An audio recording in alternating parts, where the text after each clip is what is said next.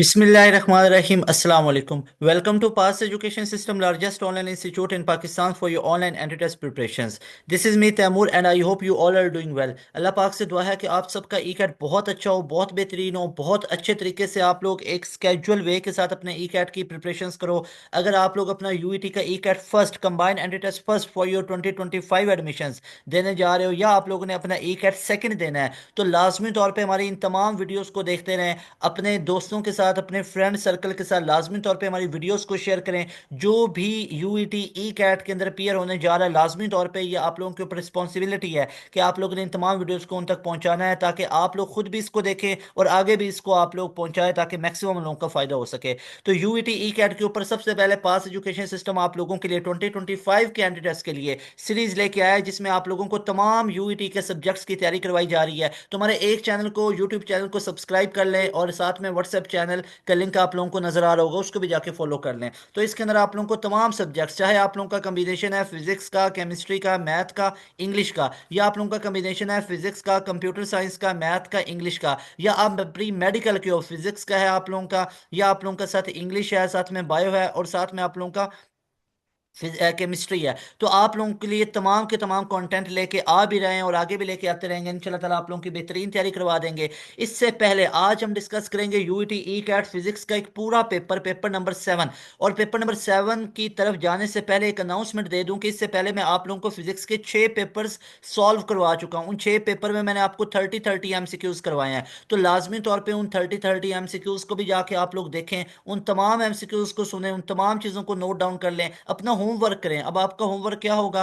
कि page pen से ले लें जितने की पॉइंट्स उसके अंदर मैंने डिस्कस किए हैं तो ऊपर हेडिंग लगाएं फिजिक्स और उसके नीचे वो तमाम की पॉइंट्स को नोट करते जाओ। अब वीडियो को बार बार देखोगे तो नहीं ना, एक बार वीडियो को हमारी देखा उसके बाद उसके अंदर से मेन की पॉइंट्स को नोट कर लो और वो चलते फिरते उस पेज को सामने रखो और उसके पढ़ते रहो और आपके माइंड में वो चीजें रिकॉल होती रहें। तो आज की वीडियो में डियर स्टूडेंट्स हम डिस्कस करने वाले पेपर नंबर 7।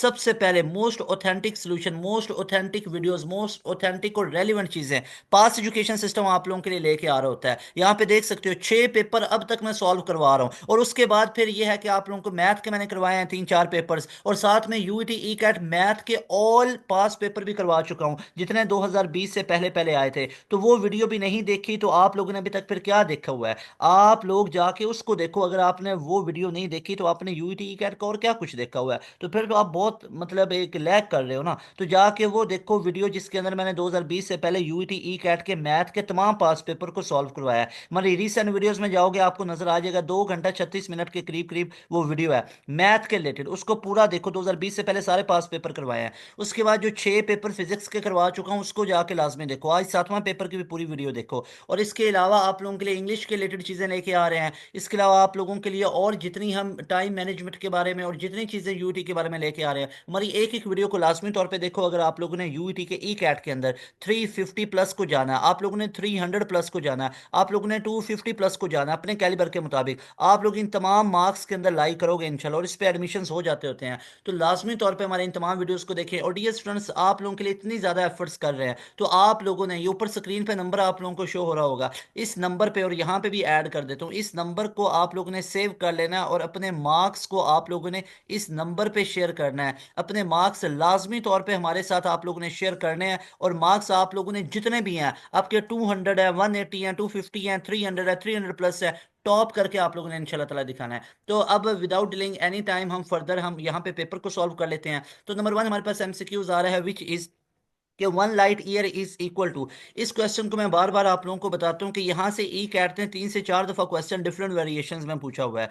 पहला तो ये क्वेश्चन आता है कि 1 लाइट ईयर, ये जो लाइट ईयर है ये यूनिट किसका होता है? तो याद रख लो जो लाइट ईयर होता है ना ये यूनिट हमारे पास डिस्टेंस का होता है, ये टाइम का यूनिट नहीं होता है। पहली तो चीज ये याद रखनी है। दूसरे नंबर पे लाइट ईयर आपसे डिस्टेंस पूछा जा रहा है एंड यू नो दैट के distance is equal to V cross T होता है। अब एस इक्वल टू वी की जगह पे सी इंटू टी हो जाएगा। अब सी स्पीड ऑफ लाइट कितनी होती है? 3 इंटू 10 8 मीटर पर सेकंड या 3 इंटू 10 10 सेंटीमीटर पर सेकंड। और यहाँ पे टाइम, अब एक साल में कितना टाइम होता है? एक साल में 365 डेज होते हैं और एक दिन में कितने घंटे होते हैं? 24 घंटे होते हैं।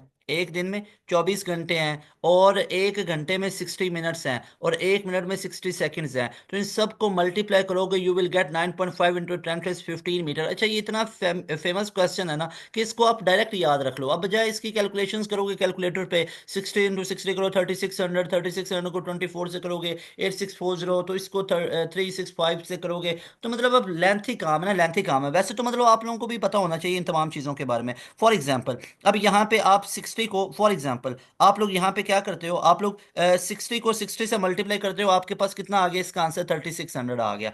अब 3600 को आप करते हो 24 से, तो ये 86,400 आपके पास बनता है। एक दिन में इतने सेकंड होते हैं। अब इसको आप 365 से मल्टीप्लाई करते हो, तो जाके आपके पास बनता है 315 और 36,000, ये आपके पास बनता है। इतने सेकंड्स एक साल में होते हैं। ठीक है, इतने सेकंड्स एक साल में होते हैं। अब इसको 3 से मल्टीप्लाई करोगे तो ये ऑलमोस्ट आपके पास 9.5 इंटू 10⁻15 बनता है। क्योंकि यहाँ पे देखो ना, 1 2 3 4 5 6 7, तो यहाँ पे ऑलमोस्ट आपका 10⁻7 आएगा। 3.1 इंटू 10⁻7, और ये 10⁻8 है, तो 8 + 7 दैट इज 15। तो ऑलमोस्ट हमारे पास ये बी ऑप्शन, ये इसके करीब करीब बात बनती है। ठीक है, एक रफली कैलकुलेशंस बताई है, लेकिन आप इसको डायरेक्ट भी याद रख लो तो ये ज़्यादा फायदा देगा। अच्छा जी, तो ये जितनी चीज़ें आप लोगों को बता रहा हूँ ना, इन चीज़ों को आप लोगों ने नोट भी करते जाना है। एक पेज पेन से ले लें और इन तमाम चीज़ों को आप लोग नोट करते जाएं। ठीक है। अच्छा जी, इसके बाद हमारे पास नेक्स्ट क्वेश्चन हमारे पास आ रहा है। नेक्स्ट क्वेश्चन इज के reverse process of vector addition. अच्छा, अब मुझे ये बताएं कि वेक्टर एडिशन का रिवर्स प्रोसेस हमारे पास क्या होता है, दैट इज वेक्टर सब्ट्रैक्शन।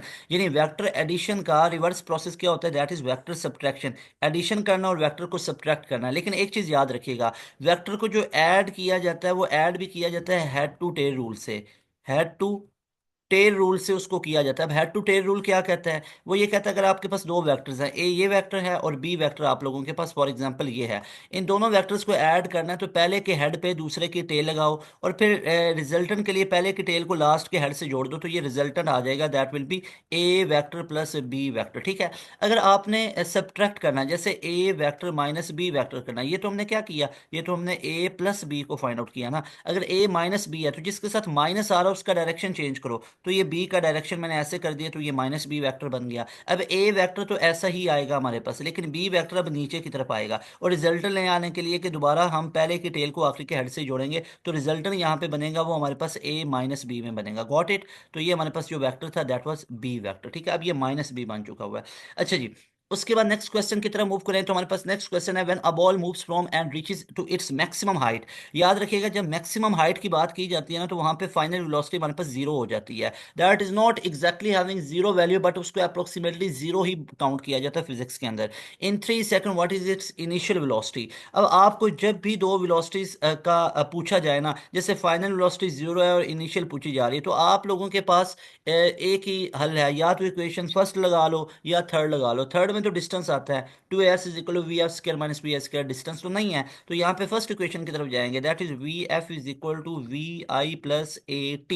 ठीक है। अच्छा, अब यहाँ पे देखो तो फाइनल वेलोसिटी हमारे पास जीरो है और इनिशियल वेलोसिटी को निकालना है, और यहाँ पे इनिशियल वेलोसिटी वी आई आ गई। अब body moves from when a ball move and reaches to its maximum and 3 second what is its initial velocity। तो यहाँ पे अगर देखें तो यहाँ पे हमारे पास जी की वैल्यू हमारे पास कितनी आ गई, 10 आ गई। 10 आ गई, ऐसे ही मल्टीप्लाई बाय टाइम हमारे पास कितना है, 3 है ना। तो यहाँ पे अगर हम देखेंगे तो ये हमारे पास पूरे का पूरा फैक्टर, ये पूरे का पूरा फैक्टर हमारे पास कितना बन गया, 0 = vi+। अब यहाँ पे देखोगे बॉडी नीचे से ऊपर की तरफ जा रही है मैक्सिमम हाइट पे, तो जब बॉडी नीचे से ऊपर की तरफ जाती है तो उसका एक्सेलरेशन माइनस जी में लिया जाता है। जब बॉडी ऊपर से नीचे आती है उसका एक्सेलरेशन प्लस जी में लिया जाता है। तो नीचे से ऊपर जा रही है तो साथ मैंने माइनस लगा दिया, तो ये देखो ये -10 × 3 दैट विल बी माइनस का 30 आ गया, ऐसे ही है। अब यहाँ पे देखो तो ये हमारे पास किसके इक्वल आ गया, 0 = ये vi - 30 आ गया, और ये उधर चल के क्या हो जाएगा, प्लस हो जाएगा। तो वी आई की वैल्यू कितनी आ गई, 30 मीटर पर सेकंड, ऐसे ही है। जिसको हम क्या लिख सकते हैं, that is 29.4 metre per second. Y, क्योंकि यहाँ पे वैल्यू 9.8 ली जाएगी ना, तो यहाँ पे आप 9.8 मल्टीप्लाई बाय 3 करोगे तो ये पॉइंट खत्म किया, 10 आ गया। अब 98 को 3 से मल्टीप्लाई करो, 98 को 3 से किया, 8 × 3 = 24, 4 2 और 9 3 = 27 और 2 29, तो ये 294 डिवाइड बाई 10 करेंगे तो 29.4 ही बनता है। So right option is C option, ऑप्शन आप 10 ले लो और उसके बाद उसको राउंड ऑफ करके लिख लोगे तो ये आपके पास सी ऑप्शन बनता है। तो एक ट्रिक इसके अंदर हमें ये पता चला कि when a ball moves from bottom and reaches to maximum height, तो इसका मतलब है जी को माइनस लिया जाएगा, माइनस जी में लिया जाएगा, ठीक है। अच्छा जी, उसके बाद हम यहाँ पे डिस्कस कर लेते हैं नेक्स्ट क्वेश्चन। अच्छा, मैं आप लोगों को जो वीडियोस बना के यहाँ पे आप लोगों के लिए हम लेके आते हैं ना पास एजुकेशन सिस्टम, वो आप लोगों के लिए बड़ी क्रिस्पी सी वीडियोस होती हैं, यानी शॉर्ट टाइम में ना, शॉर्ट टाइम में, ये कोई वीडियो की स्पीड तेज नहीं की होती है। आप लोगों के पास यूट्यूब पे एक ऑप्शन है कि आप लोग यूट्यूब की वीडियो को 0.5x पे कर लो, 0.6x पे, 7 पे कर लो, 1x यानी नॉर्मल पे कर लो, 1.5 पे कर लो, 1.75 पे कर लो, या 2 पे कर लो। अब बजाय मैं ऐसे बोलूं कि बेटा अब इसके अंदर ये हुआ और मैं आराम आराम से मतलब करता जाऊं, इस वीडियो को मैं लेके चला जाऊं 1.5 घंटे पे, तो ऐसा नहीं मैं करता हूं। तो मैं आपको अपनी वीडियो के अंदर बड़ी क्रिस्पी सी वीडियो बना के देता हूं जिसमें शॉर्ट टाइम में मैक्सिमम चीजें कवर होती हैं। आपका टाइम बहुत इंपॉर्टेंट होता है। ये नहीं है कि अब आपने 2-3 घंटे की वीडियो सुनी है या 1 घंटे की वीडियो आप सुन रहे हैं और उसमें एमसीक्यू 10 से 12 डिस्कस हुए हों या 15 डिस्कस हुए हैं, तो मैं ऐसा नहीं हम करते होते। हम हमारी अगर कोई 1 घंटे की वीडियो होगी ना, तो उसमें कम से कम आप लोगों को कोई 100 के करीब एमसीक्यूज हम करवा दें, हम आपको उसमें 50-60 एमसीक्यूज करवा दें। तो 1 घंटे की वीडियो में 60 अगर है ना, 60 मिनट है, तो 60 मिनट में आपको 60 एमसीक्यूज मिलेंगे। ऐसा नहीं है कि 60 मिनट के अंदर आपको 10 से 15 एमसीक्यूज मिलेंगे, इतना स्लो स्लो। भाई यूट्यूब पे ऑप्शन है ना, स्पीड तेज भी कर लो, कम भी कर लो। तो मैं इसलिए आपको जरा फास्ट फास्ट पढ़ाता हूँ। हाँ, जहां पे नहीं हो रहा है वहां पे स्पीड स्लो करके देख लो, ठीक है ना, मेरी बात समझ रहे हैं? प्रॉपर आपको मैं साल लेके चलता हूँ। तो हमारी आपको वीडियोस ऐसे ही मिलेंगी, कम टाइम में ज्यादा आउटपुट आपको नजर आएगी, क्योंकि यहाँ पे सारे अल्हम्दुलिल्लाह मेहनती लोग हैं जितने आप लोगों को ये चीजें करवा रहे होते हैं। तो आप लोगों ने, अच्छा इन सारी चीजों को छोड़ दो, मैं आपसे कोई सिंपैथी नहीं लेना चाहता हूँ। आप लोगों ने रिजल्ट्स लेके आना है। अल्टीमेटली आप लोगों के रिजल्ट्स मैटर हमारे लिए करते हैं। पता चले कि आप लोग पासियंस हो, पता चले कि आप लोगों ने तैयारी की हुई है, ठीक है। अब ये देखो, रॉकेट प्रोपल्जन, रॉकेट प्रोपल्जन के बारे में याद रखना है। एक तो ये न्यूटन थर्ड लॉ को ओबे करता है, और दूसरा ये law of conservation of momentum को, जितना इनिशियल मोमेंटम होता है उसके बाद उतना फाइनल मोमेंटम होता है, तो ये law of conservation of momentum को ओबे करता है, और ये साथ में थर्ड लॉ ऑफ न्यूटन को ओबे कर रहा होता है। उसके बाद आप लोगों को यहाँ पे पता होना चाहिए कि 1 कैलोरीज के अंदर कितने जाउल होते हैं। ये आप लोगों को पता होना चाहिए कि ये हमारे पास कितने यहाँ पे हमारे पास 1 कैलोरीज के अंदर कितने जाउल होते हैं, दैट इज 4.18 जाउल। ये आप लोगों ने याद रखना है। अच्छा जी, अब यहाँ पे एक और चीज़ मैं आप लोगों को बता देता हूँ कि 1 जाउल के अंदर कितने कैलोरीज होते हैं। तो यहाँ पे अगर आप लोग देखोगे ना, तो 1 कैलोरीज के अंदर तो 4.18 जाउल है। तो यहाँ पे अगर मैं आपसे पूछूं 1 जाउल में कितने कैलोरीज हैं, तो 1/4.18 आ जाएगा, ऐसे ही है। तो 1 जाउल के अंदर ऑलमोस्ट 0.24 कैलोरीज होते हैं, इसको भी याद रख सकते हो, ये भी ई कैट के अंदर पूछा गया था। Got it.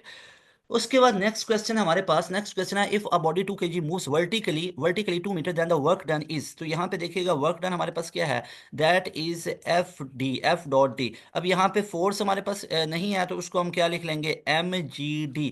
तो यहाँ पे देखिएगा मैस कितना है, 2 kg, जी हमारे पास 10 आ गया, डी हमारे पास 2 आ गया, 2 2 ज़ा 4, 4 10 हमारे पास कितना बनता है, 40। लेकिन यहाँ पे 2 2 ज़ा 4 मल्टीप्लाई, अब ये मैं 10 नहीं लूंगा, 2 2 ज़ा 4 आ गया ना, लेकिन 10 नहीं लूंगा, यहाँ पे मैं 9.8 लूंगा, ऐसे ही है। तो ये पॉइंट खत्म किया, 10 आ गया। तो यहाँ पे देखो, अब 98 को 4 से करो तो क्या 392 बनता है, जरा चेक कर लो।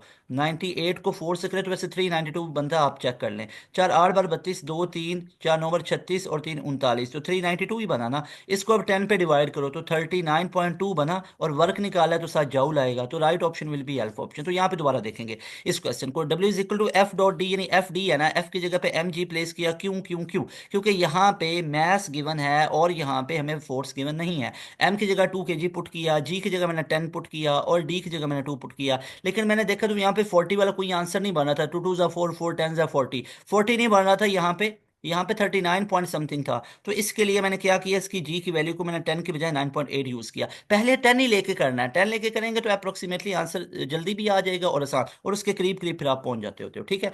उसके बाद जो हमारे पास नेक्स्ट आ जाता है, if the radius of the circle is double then the centripetal force becomes. अच्छा, आप लोगों के पास सेंट्रीपिटल फोर्स के दो रिलेशंस हैं, एक है एम वी स्क्र अपॉन में आर, और एक आप लोगों के पास है F C is equal to M R. करेंगे सेंट्रीपिटल फोर्स भी double, radius of the circle is double तो सेंट्रीपिटल फोर्स डबल, क्योंकि यहाँ से तो ये पता चल रहा है और यहाँ से पता चल रहा है सेंट्रीपिटल फोर्स और रेडियस के हाफ आएगी, कि मतलब डबल होगा तो सेंट्रीपिटल फोर्स हाफ होगी। लेकिन हम किसको चूज करेंगे, हम ये पेरेंट फार्मूला चूज करेंगे नंबर वन वाला, F C is equal to M V square upon R. जब रेडियस को डबल किया तो F C is equal to M V square upon R की जगह टू आर आ गया। अब आपको पता ही है ये M V square upon R और मल्टीप्लाई ये टू, नीचे इसको मैं बाहर निकाल लिया, तो M V square upon R क्या है, ये तो फोर्स है। तो ये नई वाली सेंट्रीपिटल फोर्स पुराने वाले का हाफ होगी। तो इसलिए जब रेडियस को डबल किया जाएगा तो जो सेंट्रीपिटल फोर्स है ये हाफ हो जाएगी। तो ये वाला फार्मूला आप लोगों ने यूज करना है, ये नहीं यूज करना। ये कब यूज करना है, जब वो एंगुलर वेलोसिटी की बात करेगा। लेकिन सर यहाँ पे उसने लीनियर की भी तो बात ही ना, कि ये क्वेश्चन माइंड में आता है ना, तो याद रख लो जब वो लीनियर वेलोसिटी की बात करे या किसी की भी बात ना करे, अगर तो लीनियर वेलोसिटी की बात करते फिर तो 100% यही होना था, कोई कंफ्यूजन नहीं है। लेकिन अब यहाँ पे उसने ना लीनियर वेलोसिटी की बात की है ना एंगुलर की बात की है, तो फिर बिना सोचे समझे फिर भी ये पहले वाला फॉर्मूला ही अप्लाई करना है। ये ट्रिक्स हैं, ये चीजें हैं जिनको आपको याद रखना है, ठीक है। उसके बाद बच्चा यहाँ से कंफ्यूज हो जाता है कि यहाँ पे सेंट्रीपिटल फोर्स है तो एम आर ओमेगा के लगाएंगे, ये नहीं, पहले वाले यूज करना है। फिर है Bernoulli question is based on off conservation of energy, जो कि नहीं है तो नन ऑफ दीज को हम चूज करेंगे। जो ऐसे सिंपल सिंपल आ जाता है ना उसमें नन ऑफ दीज भी हो सकता है। फिर टाइम पीरियड ऑफ सेकंड पढ़ना हमारे पास कितना होता है, दैट इज 2 सेकंड, वो हमारे पास 2 सेकंड होता है, ऐसे ही है। और अगर मैं इसकी फ्रीक्वेंसी पूछूं तो that will B 0.5 hertz, second परिणाम की फ्रीक्वेंसी 0.5 हर्ट्ज होती है। ये वैसे ई कैट के अंदर भी पूछा गया और नेट के अंदर भी। फिर है at what temperature the velocity of the sound is double then as that of 10 degree सी।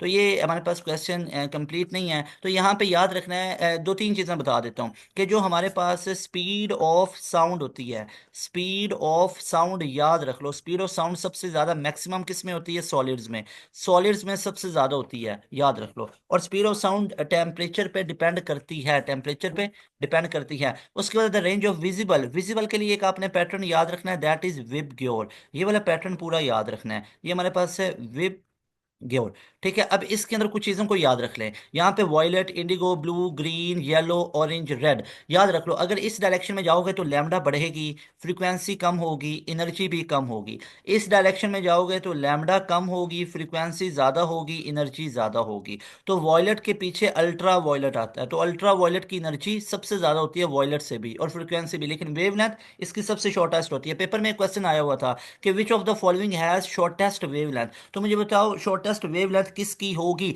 इसका आपने मुझे बताना है sir, question number 11 your assignment answer number is, आपने मुझे आंसर बताना है शॉर्टेस्ट लैम्डा किसकी होगी, बताओ। क्या यहाँ पे ब्लू की होगी, सोच के मुझे बताना, तुक्का नहीं मारना, तुक्का नहीं मारना भाईजान। ब्लू की होगी, बी ऑप्शन, रेड की होगी, ठीक है, सी ऑप्शन, येलो की, और डेल्टा ऑप्शन ब्लैक की। तो सारे स्टूडेंट मुझे बताएंगे शॉर्टेस्ट वेवलेंथ किसकी होगी अमंगस्ट ऑल, इन सबसे शॉर्टेस्ट वेवलेंथ किसकी होगी, सोच के बताना है, ठीक है। और इसका असाइनमेंट का मुझे नीचे आंसर करना है।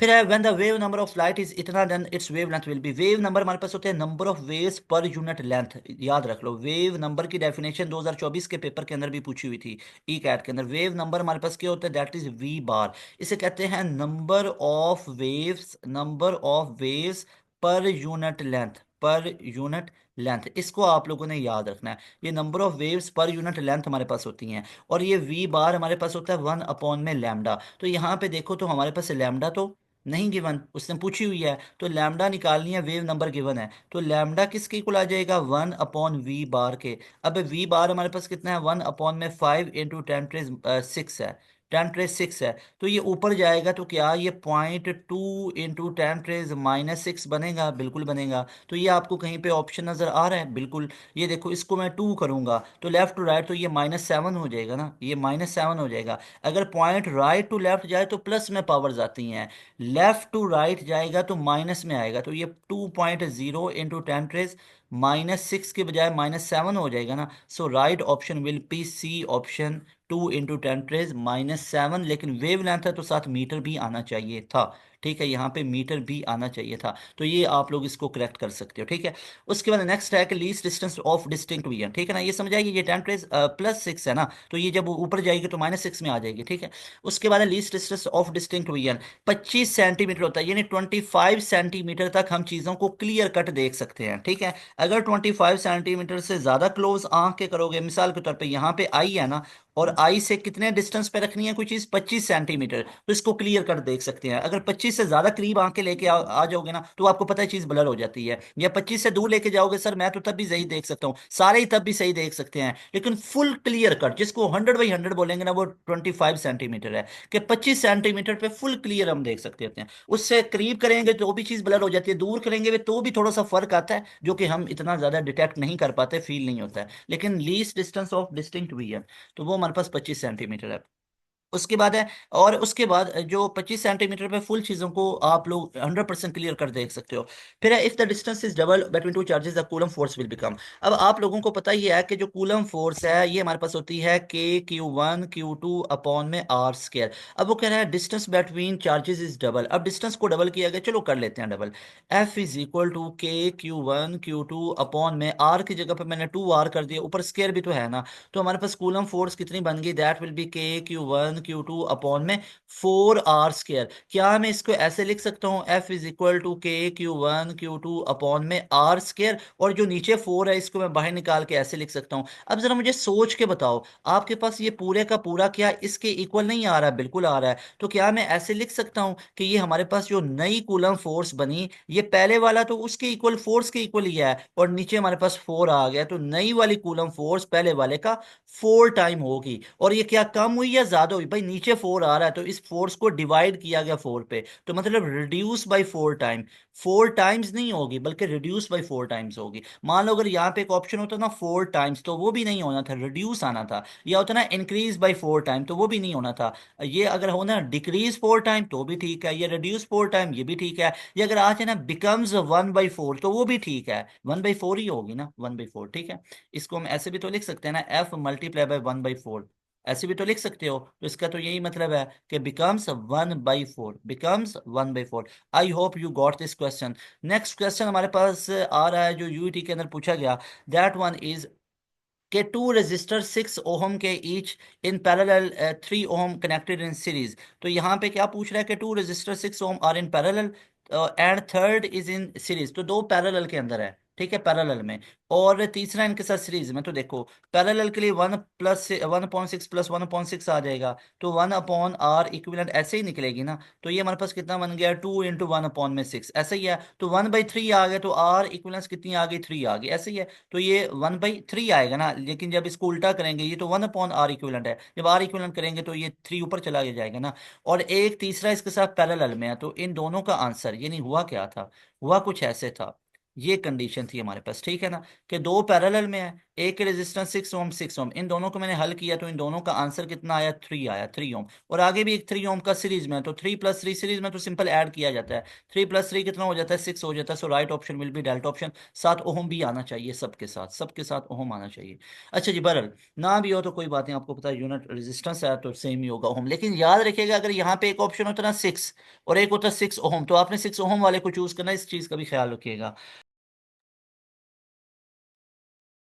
डियर स्टूडेंट्स, नेक्स्ट क्वेश्चन है, rocket propulsion is according to law of conservation of momentum, हमारे पास C option will be right option.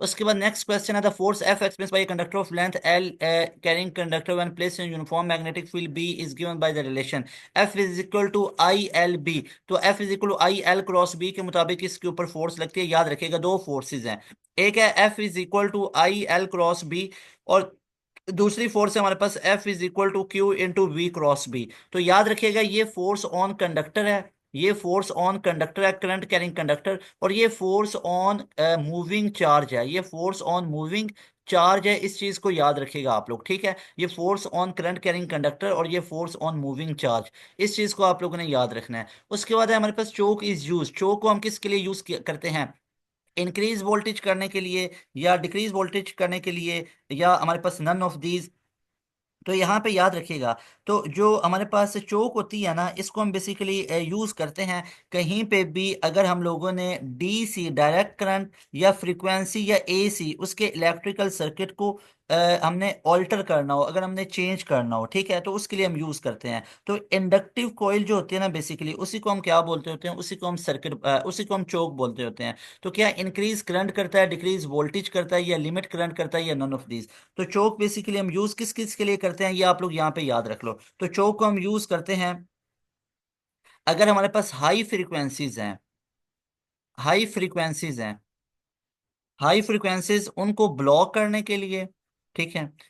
उसके बाद अगर उनके अंदर से हाई फ्रिक्वेंसीज को ब्लॉक करने के लिए, अगर उनके अंदर से डीसी पास कर रही हो, अगर उनके अंदर से डीसी पास कर रही हो, और अगर लोअर फ्रीक्वेंसी है उसको हम ब्लॉक करते हैं कब, जब एसी एसी उनको सोर्स दिया जाए। तो ये चोक के दो बेसिक फंक्शंस, बेसिक पर्पस होते हैं हमारे पास। फिर यूनिट ऑफ लॉन्गिट्यूडनल स्ट्रेन, तो स्ट्रेन है ना, तो स्ट्रेन का तो कोई यूनिट नहीं होगा, C option is right option. फिर completely fill band is called forbidden band, that is alpha option. उसके बाद नेक्स्ट क्वेश्चन है हमारे पास कि which of the following is detection of light. Light की डिटेक्शन के लिए हम क्या यूज करते हैं, which of the following is use for detection of light. Detection of light के लिए हम किसको यूज करते हैं। तो यहाँ पे देखिएगा हमारे पास ऑप्शंस हैं, ऑप्शंस हमारे पास आ रहे हैं कि फॉरवर्ड बायस या रिवर्स बायस फोटो डायोड। तो याद रखिएगा जो फोटो कंडक्टर्स या फोटो रेजिस्टर्स होते हैं ना, ये जिनको फोटो वोल्टिक सेल्स कहते हैं, ठीक है, उनको हम यूज कर सकते हैं डिटेक्शन ऑफ लाइट के लिए। तो यहाँ पे याद रखिएगा ये हमारे पास फॉरवर्ड बायस भी हो सकते हैं और रिवर्स बायस भी हो सकते हैं, ठीक है।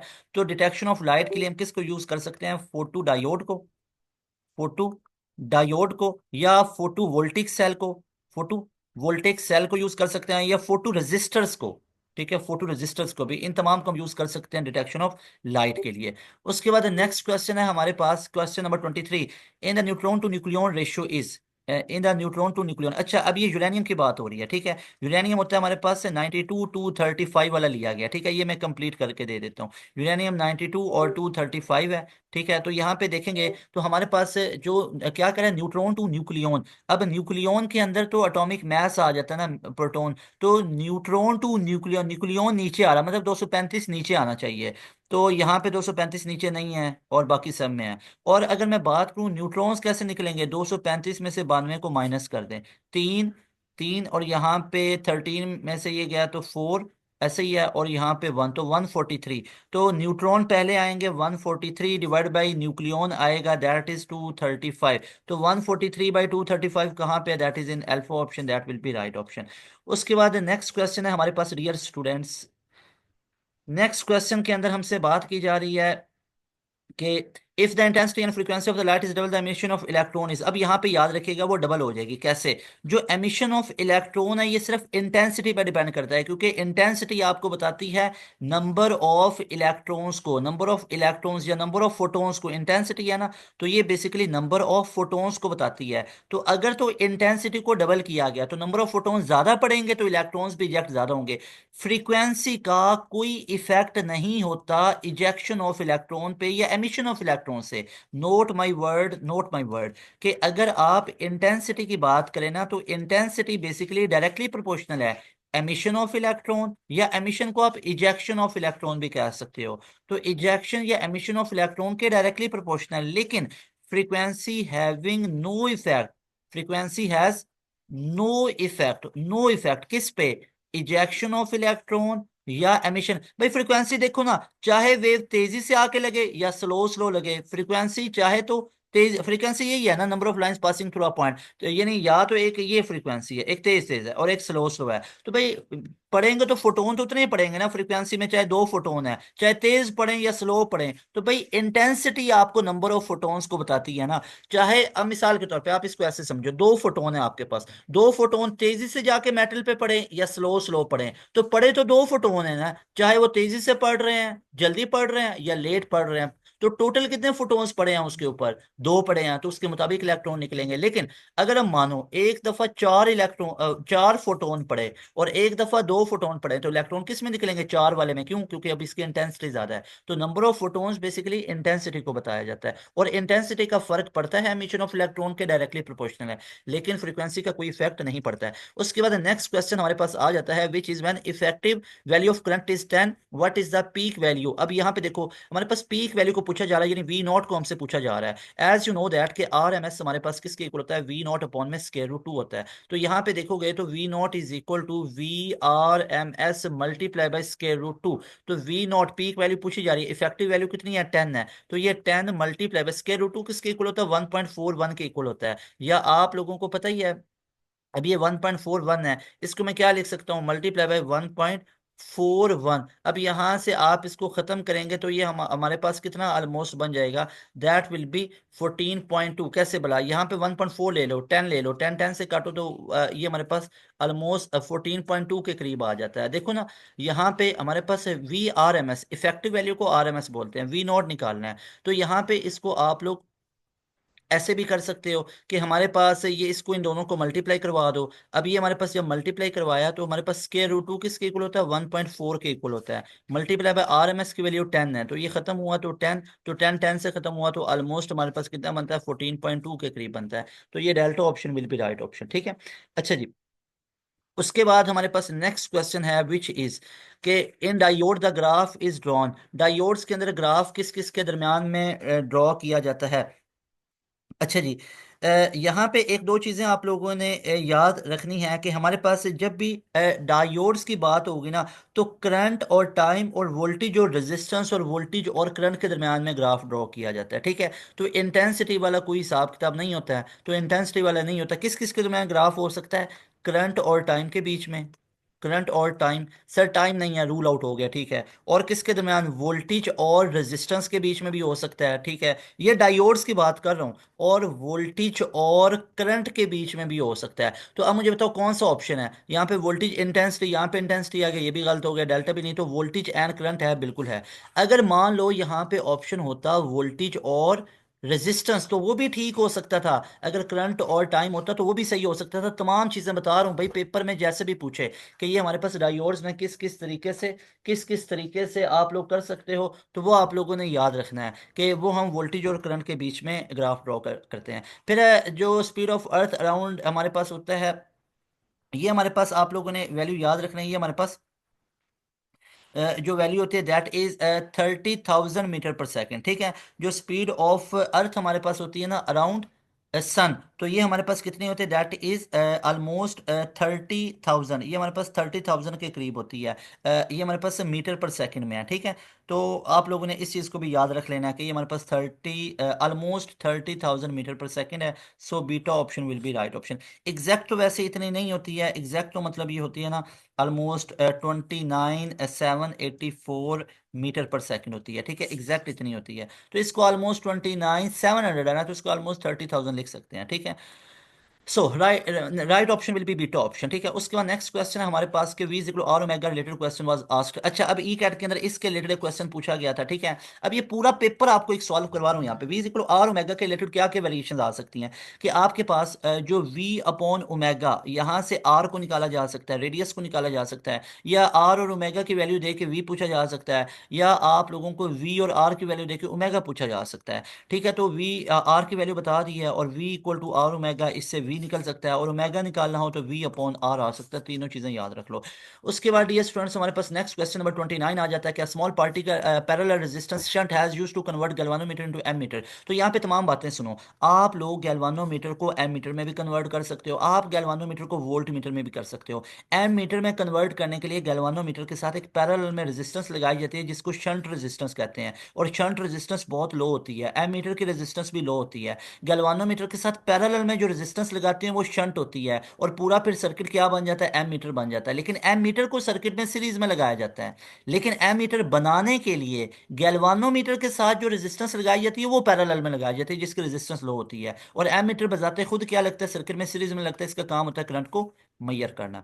वोल्ट मीटर बनाने के लिए आप लोग गैल्वानोमीटर के साथ रेजिस्टेंस लगाते हो हाई, और वोल्ट मीटर की रेजिस्टेंस भी क्या होनी चाहिए, that should be very very high, और इसका काम होता है वोल्टेज को मैयर करना। और shunt resistance R S equal to, ये हमारे पास होती है आई जी आर जी अपॉन में आई माइनस आई जी। और इसमें जो आई होता है ये हमारे पास रेंज ऑफ एम मीटर को बताते हैं, रेंज ऑफ एम मीटर को बताते हैं। तो यहाँ पे अगर आप लोग देखो तो ये हमारे पास आई जी आर जी अपॉन में, अब देखो ना यहाँ पे कुछ ऑप्शंस तो बिल्कुल सेम है, ये आपके पास ए और डी सेम है, यहाँ पे मिस्टेक हुई है ऑप्शन के अंदर, ये इसको ठीक कर सकते हो। ये ऐसे हो सकता था आई जी अपॉन में आई माइनस आई जी और मल्टीप्लाई बाई आर जी, ऐसे हो सकता था, ठीक है ना। तो ये डेल्टा या अल्फा में से एक को माइनस कर लो तो वो ठीक है, उधर ऑप्शंस ठीक ही आएंगे, उधर मिस्टेक नहीं होगी, ठीक है। इसको नोट कर लो, ये राइट साइड पे नीचे लिखा हुआ है। उसके बाद नेक्स्ट क्वेश्चन हमारे पास, bullet is fired when the angle of 30 degree with a velocity of 196 metre per second, for how much time bullet remain in the space. तो टाइम ऑफ फ्लाइट हमारे पास क्या होता है, 2 vi साइन थीटा अपॉन में जी। तो यहाँ पे देखोगे तो हमारे पास 2 × vi कितनी है, that is 196, sign of 31/2 upon में जी की वैल्यू मैंने ले ली 10। तो यहाँ पे 2 से कैंसिल हो गया, तो ये हमारे पास बना दैट इज 196/10। तो ये कितना बनता है, दैट इज 19.6 सेकेंड, जिसको ऑलमोस्ट 20 सेकेंड लिखा जा सकता है। So here we are done with complete past paper of UET E CAT physics, जिसके अंदर मैंने आप लोगों को यूईटी ई कैट के फिजिक्स का एक पूरा पेपर सॉल्व करवाया, जिसमें हमने 30 एमसीक्यूज अल्हम्दुलिल्लाह बाई ग्रेस ऑफ अल्लाह सुब्हानहू व तआला कंप्लीट किए। और आई होप कि आप लोगों के लिए पूरी सीरीज बहुत हेल्पफुल होगी। डियर स्टूडेंट्स, सबसे पहले पास एजुकेशन सिस्टम आप लोगों के लिए तमाम चीजें लेके आता है, उसके बाद इसके कॉपी पेस्ट वर्जन बन रहे होते हैं। तो मेक श्योर कि आप लोगों ने इस एक चैनल से सारी लर्निंग करनी है, इस एक चैनल की सारी चीजों को फॉलो करना है। इट्स अप टू यू, आप जिधर से भी सीखें, लेकिन आप लोगों के लिए हम जितनी एफर्ट्स कर रहे हैं, आप लोगों ने इस एक चैनल को सबसे पहले प्रायोरिटी पर रखना है। अपने फ्रेंड सर्कल में अपने तमाम दोस्तों के साथ, जितने आपके दोस्त अहबाब हैं, सबके साथ शेयर करना है। इट्स अप टू यू कि आप इसको आगे से ज्यादा से ज्यादा शेयर करें, खुद भी सब्सक्राइब करें, बेल नोटिफिकेशन को ऑल पे सेट करें। आप लोग के लिए इतना कंटेंट लेके आएंगे आप लोगों को इंशाल्लाह ताला, इससे ज्यादा कंटेंट, इसके बराबर कंटेंट एक चैनल एक प्लेटफॉर्म पे भी नजर नहीं आएगा। सबसे ज्यादा कंटेंट, सबसे ज्यादा ऑथेंटिक चीजें सबसे पहले आप लोगों के लिए पास एजुकेशन सिस्टम लेके आएगा। ये आप लोगों से वादा है इंशाल्लाह ताला। अगर कोई आप लोगों को वीडियोस लेके आएंगे उससे डबल हम लेके आएंगे इंशाल्लाह ताला, ये आपसे वादा है। तो this is pass education system जो आप लोगों के लिए इतनी एफर्ट्स करता है। तो फिर अल्हम्दुलिल्लाह इतने रिजल्ट्स भी आ रहे होते हैं। लास्ट ईयर 2024 के अंदर स्टूडेंट्स ने बहुत ज्यादा धमाकेदार रिजल्ट लेके आए हैं। यूटी के ऑल डिस्ट्रिक्ट के अंदर, ऑल डिस्ट्रिक्ट के अंदर पाकिस्तान के यूटी के अंदर टेस्ट के अंदर पास एजुकेशन सिस्टम के स्टूडेंट ने टॉप किया। 300+ की लाइन लगी पड़ी है। तो अगर आप लोग भी उन बच्चों की तरह अपना नाम रखना चाहते हैं तो लाजमी तौर पे हमारे प्रीमियम बैच का हिस्सा बन जाए। दिन बहुत कम रह गए हैं, हमारी आगे बहुत रिवीजन क्लासेस कंप्रीहेंसिव स्टार्ट होने वाली हैं। कंप्रीहेंसिव रिवीजन क्लासेस स्टार्ट होने वाली हैं ई कैट 1 के लिए स्पेशली। तो लाजमी तौर पे ई कैट 1 के लिए जो आपका 2025 एडमिशंस के लिए है, लाजमी तौर पे 2025 जो कि आप लोगों का 17 मार्च से ई कैट स्टार्ट हो रहा है, तो उसकी रिवीजन क्लासेस को अभी ज्वाइन कर सकते हो। इस नंबर को नोट करो, व्हाट्सएप करो, डिटेल्स लो और हमारे सेशन का हिस्सा बन जाओ। इसमें ना सिर्फ ई कैट 1 तैयार होगा बल्कि ई कैट 2 की भी तैयारी होगी, प्यास जीकी फास्ट एनटीएस नेट वगैरह तमाम की तैयारी करवा देंगे। और आप लोगों की 100% इंशाल्लाह ताला सिलेक्शन होगी, इस लेवल की आपको तैयारी करवाएंगे। और उसके अलावा इस नंबर को नोट कर लें, आप लोगों ने मुझे 350+ के नंबर लेके दिखाने हैं, 300+ के नंबर लेके आने हैं। इस नंबर के ऊपर आप लोगों ने अपने रिजल्ट शेयर करने हैं, लाजमी तौर पे इस नंबर पे आप लोगों ने रिजल्ट शेयर करने हैं। जरूर बताइएगा आप लोगों के मार्क्स किस किस लेवल के आ रहे हैं। तो लाजमी तौर पे इस नंबर पे आप लोगों ने कांटेक्ट करके अपने मार्क्स भी बताने हैं। और अगर आप लोगों की तैयारी सही नहीं है तो लाजमी तौर पे हमारा प्रीमियम बैच ज्वाइन कर लें। इंशाल्लाह you people will be so happy by joining our session. तो 2025 का अगर तो एडमिशन सिक्योर करना चाहते हो, गैप ईयर पे नहीं जाना चाहते, तो इस नंबर पे कांटेक्ट करो, हमारा प्रीमियम बैच ज्वाइन कर लो। और साथ में यूट्यूब के ऊपर वीडियोस आ रही हैं, इसको भी लाजमी तौर पे देखते रहो। तैमूर हसन को दें इजाजत, इंशाल्लाह मिलेंगे नई वीडियो में।